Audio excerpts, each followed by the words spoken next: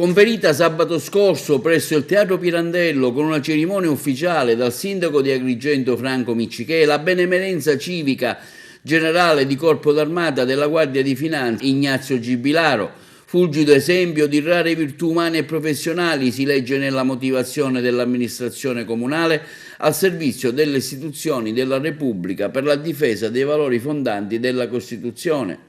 In oltre 40 anni di prestigiosa carriera, Gibilaro si è distinto tra l'altro per la militanza nella prima linea nella lotta alla mafia, al fianco dei compianti giudici Falcone e Borsellino, assurgendo ai vertici dell'amministrazione di appartenenza con il grado di generale di Corpo d'Armata. Una decisione, quella dell'esecutivo di Palazzo dei Giganti, presa anche in vista dell'approssimarsi del 30° anniversario delle stragi di Capaci e di Via D'Amelio, perché il generale di Corpo d'Armata della Guardia di Finanza ha conferito alla città di Agrigento altissimo prestigio in ragione di una carriera prestigiosa unita a qualità umane di raro valore. Io durante la mia carriera ho avuto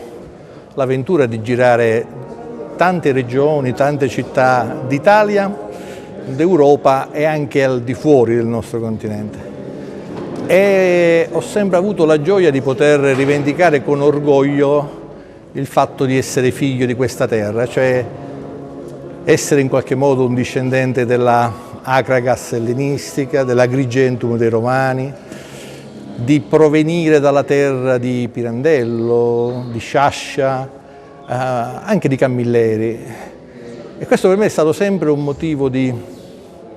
grande orgoglio, lo dico, lo ripeto, dovunque io sia stato l'ho rivendicato. E allo stesso tempo mi farebbe piacere che questa terra crescesse sempre più nel prestigio, nell'autorevolezza, non solo guardando a questo grande, straordinario, bellissimo passato e alle sue bellezze, ma anche per le realizzazioni del presente e di un futuro prossimo. E allora vengo qua con gioia e con la speranza di portare un pizzico di fortuna in più